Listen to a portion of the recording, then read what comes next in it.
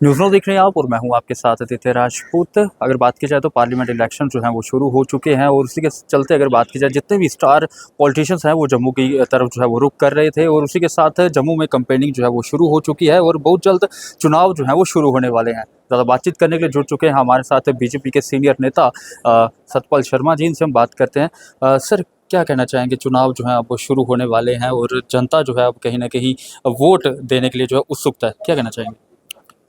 ऐसा है कि पूरे भारतवर्ष में एक वातावरण बना है। नरेंद्र भाई मोदी जी के नेतृत्व में सब लोग चाहते हैं कि 400 पार का आंकड़ा जो है वो भारतीय जनता पार्टी पार करे। जी। 2 बार लोगों ने माननीय नरेंद्र भाई मोदी जी का नेतृत्व जो है वो देखा है और वो नेतृत्व भी देखा है जो 2004 से लेकर 14 तक था।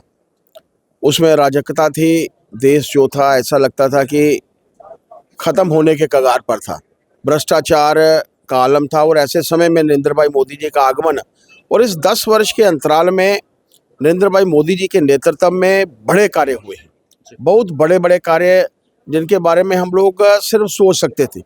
370 का हटना, 35A का हटना, CAA का आना, मुस्लिम मातृशक्ति के लिए ट्रिपल तलाक जो था एक अभिशाप की तरह था, उसको भी हम सब जानते हैं। और उसके बाद बड़ा एक कार्य जो आज रामनवमी के दिन ही हम लोग आप सबके समक्ष पगड़ियाँ भी पहने हुए हैं भगवा, वो रामलला जी की मूर्ति की प्राण प्रतिष्ठा। 500 वर्ष का अंतराल लोगों ने देखा, 500 वर्ष का वो अंतराल जिसमें लाखों लोगों ने शहादत पाई और लाखों लोगों ने लड़ाई लड़ी। मेरा मानना है कि जो नरेंद्र भाई मोदी जी के नेतृत्व में हुआ है, ये वो कार्य हैं जो हमारी विचारधारा के कार्य थे, ये वो कार्य हैं जो लोगों की आस्था के साथ जुड़े थे। लेकिन इसके साथ साथ डेवलपमेंट के इतने कार्य हुए हैं आज नरेंद्र भाई मोदी जी के नेतृत्व में। लगता है लोगों को कि देश जो 11th अर्थव्यवस्था में 11वें स्थान से लेकर आज 5वें स्थान पर पहुंचा है।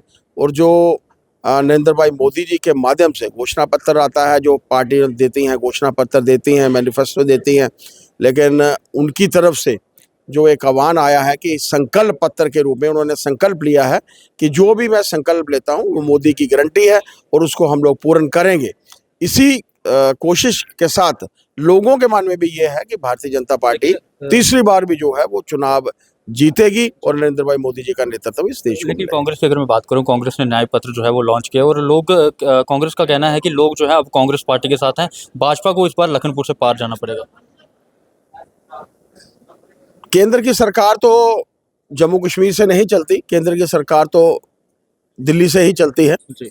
और यहाँ तक प्रश्न, मैं कुछ समाचार मीडिया का नाम नहीं लेना चाहूँगा यहाँ पे, लेकिन कल उनके माध्यम से सर्वे आए थे, तो जिसमें वो जो 400 पार का जादुई आंकड़ा नरेंद्र भाई मोदी जी ने कहा है, भारतीय जनता पार्टी उसके बिल्कुल पास है। और वो आंकड़ा 10% लगभग कांग्रेस जो है वो लेगी और मेरा मानना है कि वो भी नहीं लेगी, क्योंकि लोगों के मन में ये बात बैठ चुकी है कि जो कांग्रेस का नेतृत्व है इस देश को आगे नहीं ले जा सकता। कांग्रेस में ऐसे ऐसे नेता हैं जिनको पता ही नहीं है कि देश को किस दिशा में लेके जाना है। उन्होंने हमेशा से, और जब जब भी कांग्रेस आई है, भ्रष्टाचार लाई है। उनके अपने प्रधानमंत्री जी ने एक समय में 1985-86 में कहा था कि मैं 100 रुपये बेचता हूँ और नीचे 15 रुपये पहुँचते हैं, लेकिन आज 100 रुपये ऊपर से भेजे जाते हैं और नीचे भी वही पहुँचते हैं।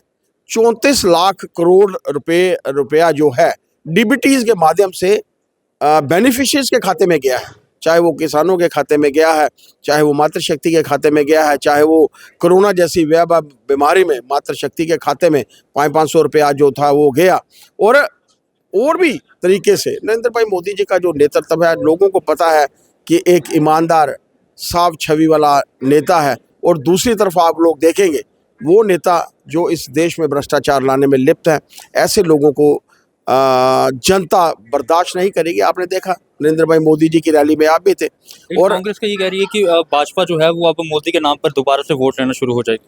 ऐसा है कि जिस पार्टी में एक बड़ा कदावर नेता है, तो क्या हर्ज है उनके नाम पे अगर हम लोग वोट ले रहे हैं, भारतीय जनता पार्टी वोट ले रही है। उनके पास कभी भी कदावर नेता नहीं रहा, उन्होंने हमेशा से नाम की राजनीति की। जब भी उनके प्राइम मिनिस्टर कोई कार्य करते थे तो उस प्राइम मिनिस्टर कार्य के साथ पीएम योजना के साथ पीएम नाम जुड़ता था। मैं नाम नहीं लेना चाहूँगा, कभी पुराने प्रथम मुख्य प्रधानमंत्री का नाम जुड़ता था, कभी किसी का नाम जुड़ता था, क्योंकि उन्होंने सिर्फ नाम के ऊपर राज किया, नाम के ऊपर सत्ता की।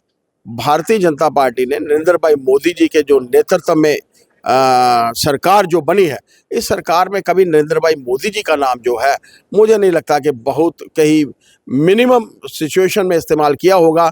उन्होंने हर स्कीम को प्रधानमंत्री के नाम पर जो है वो स्कीम दी और आज आप देख रहे हैं कि लोग जो हैं वो खुश हैं। लोगों को लगता है, आप भी सोशल मीडिया यूज़ करते होंगे, सोशल मीडिया पर आपने भी देखा होगा कि काफ़ी बार लोग जो है वो नाराज़गी जो है वो जताते हुए नजर आते हैं भाजपा से।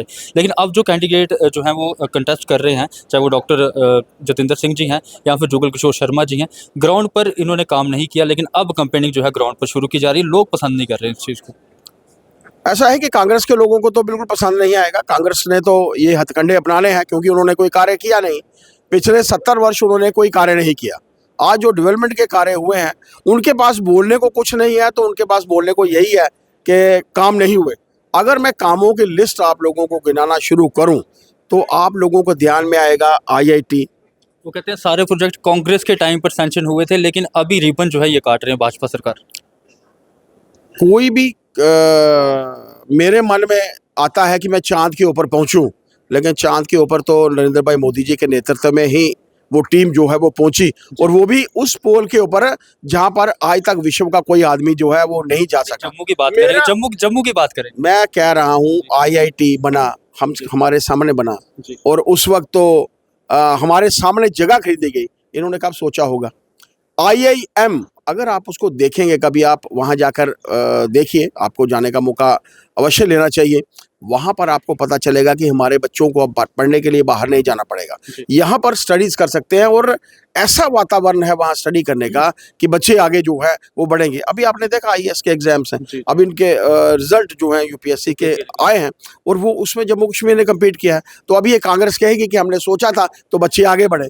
मेरे सोचने से कुछ नहीं होता। मैं भी चाहता हूँ चांद के ऊपर मेरी जगह बने, खरीदूं, लेकिन मेरे सोचने से कुछ नहीं होगा। उन्होंने भी सोचा होगा कभी IIM के बारे में, क्या एम्स के बारे में उन्होंने सोचा था क्या?